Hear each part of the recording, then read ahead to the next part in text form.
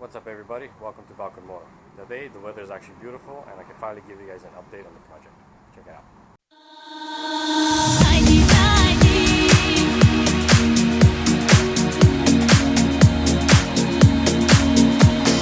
Zaidi,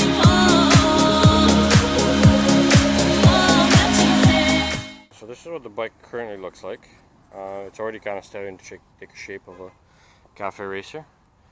The seat is obviously going to be changed and stuff in the exhaust, but the main details here are what's happening at the front.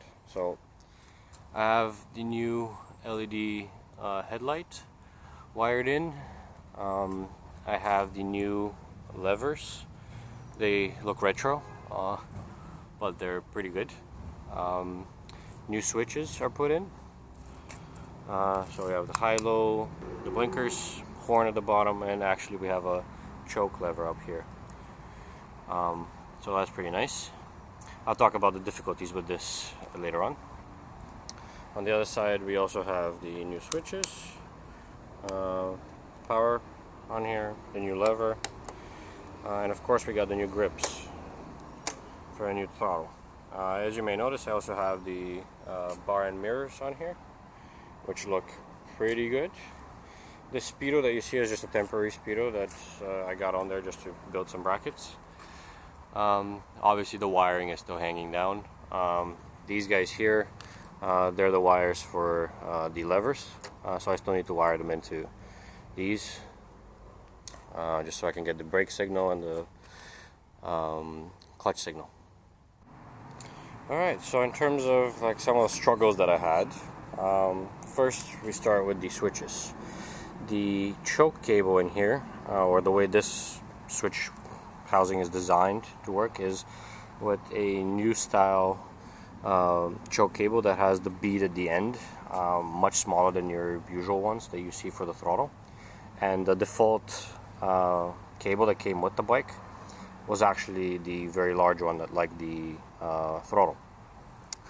So what I initially did was I started drilling it out just so I can fit that one in, and that didn't work. And then I realized that on the 1983 model, so the other parts bike, I actually had the smaller cable. So I swapped that out, hooked it up to the carbs and everything, and hooked it up here. Had to buy another set of these switches just so I can replace this little lever because that was all drilled and broken up, and I had to figure that one out. The next thing that I ran into, which I still haven't fixed, is after putting the new levers, I had to actually swap out the or pour out the fluid from here. So currently there is no fluid in the clutch lever and the front brake, so I'll need to replace those and bleed them just to get things working properly. The switches as well as the headlight were obviously wired quite different than the way the bike actually is, so I had to buy some new plugs to try to plug things in. And then the final issue that I have is, or not the final issue, I actually had more issues. So there's still an existing issues with this switch over here. Even though it's tightened to the max, I can still rotate it. So what I'll probably do is I'll take it off and put some electrical tape on this spot on the bar just so I can grip better. Another thing, yesterday when I mounted the bar and mirrors, I obviously had to cut the ends off of the grips so that I can actually have a hole to go through. And getting these in was a bit of a bitch.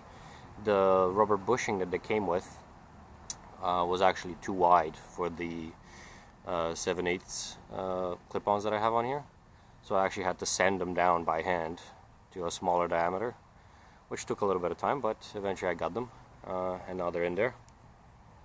They actually look pretty awesome. When you look at the bike this way, it actually fits quite well. The only kind of concern I have with these bar and mirrors is that if you were to sit on it, you can see them when you're riding, but depending on how you grip the throttle, you may do this and actually block the entire view. but we'll see how that is. I can always flip them upside down or right side up. The other important thing to note on the bike, as you see, the carbs are already fully on there with the filters on there. So I actually had to take them off 2 or 3 other times. Checked them to see if they're properly cleaned again. I switched out the float bowl valves with the ones from the other bike because they were much newer and much more springy, as well as the idle jets. I bumped them up to the bigger size from the other bike, so from a 38 to a 40, so the bike can now actually get proper amount of fuel at idle without having to run on full choke or starting with full choke. Unfortunately, the battery on the bike that I have has completely died on me. Charging it doesn't even have enough power to fire up the blinkers relay. So we're kind of stuck until I get a proper battery, which probably will come in the next month or 2. I'm going to switch over to a lithium-ion battery, but to use that I need to get a new rectifier.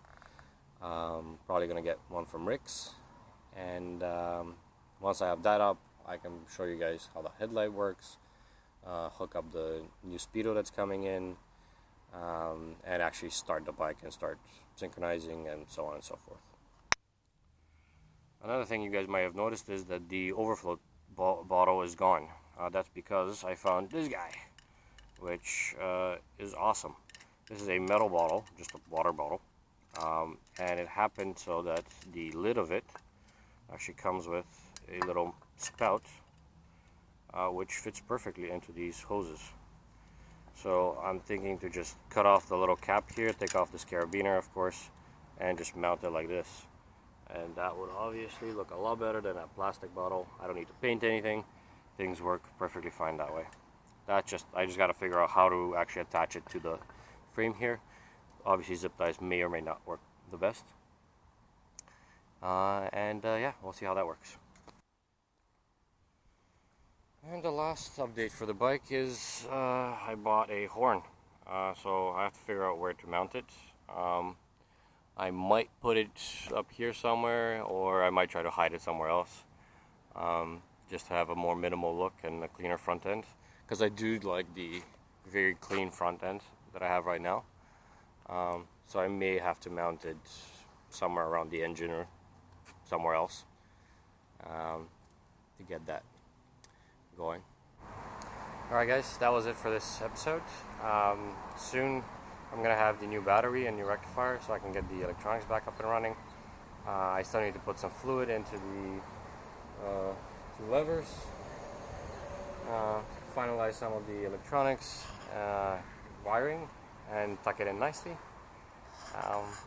And then the front end should be done. Then we can move on to fixing up the carbs and getting the engine running smoothly, and finally fix up the rear of the bike. And then maybe we can take it to get it safety. So thanks for watching. Make sure to subscribe, hit the little bell to get notifications when new videos become available. Now that it's warmer, there's going to be more. Also follow me on Instagram at balkanmoto2018, where I post pictures of different motorcycle things that I do, some of the components that I receive before I mount them, cool bikes that I see around town. And also make sure to check out balkanmoto.com, where I post articles accompanying each of these videos with more details, photos, and explanations of what has happened and how things have gone. So thanks for watching, and see you next time.